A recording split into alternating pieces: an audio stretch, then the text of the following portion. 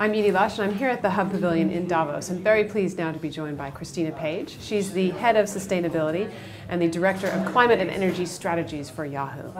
Thanks very much for coming along. Tell me, first of all, why you're at Davos. We're at Davos because Yahoo's committed to being an environmentally responsible company, and we're engaged in a new program that we're very excited about here. We did a launch yesterday here at Davos. It's called GreenXchange, and it's a web-based marketplace where companies can share intellectual property in ways that drive innovation and create new business models for sustainability. So tell me specifically what Yahoo's commitment to GreenXchange is and what you're providing to the platform. What we're doing is, in collaboration with Creative Commons and several other companies, we're putting some of our patents into the GreenXchange, and specifically their patents that relate to driving greater efficiency from our servers.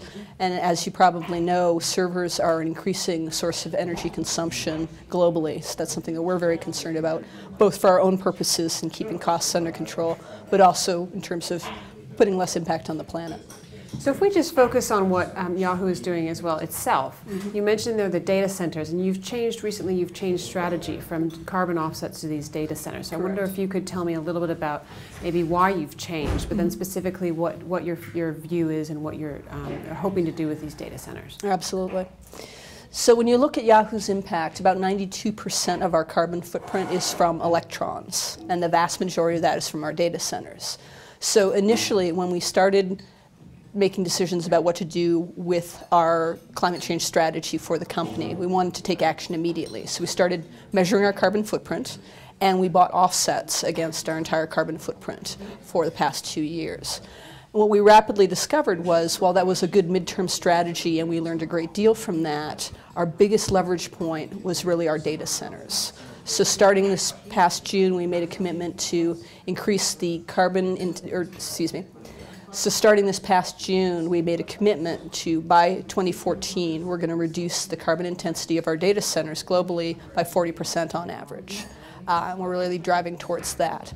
One of the things we're most excited about is we've got a data center we're in the process of building up in New York State. It's a patented free cooling technology. We affectionately call it the Yahoo Compute Coop. It looks a little bit like a chicken coop. We just received a DOE grant for just under $10 million to work with them on the development of this. And our hope is really that this drives the way and sets the stage for leadership in truly green data center design. So we're very excited about that project. That's very interesting. And the other thing that you're working on is Yahoo Green as well. And tell me a little bit about this. It's a consumer-oriented website, so bringing it down to the home to what everybody can do themselves. And tell me what are the kind of things that you put on that.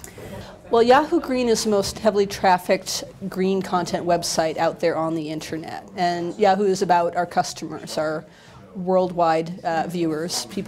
Yahoo's a place that people come to visit every day for things that are meaningful and informative in their lives. And as an extension of that, Yahoo Green's about inspiring people to make a difference in their well-being and for the planet.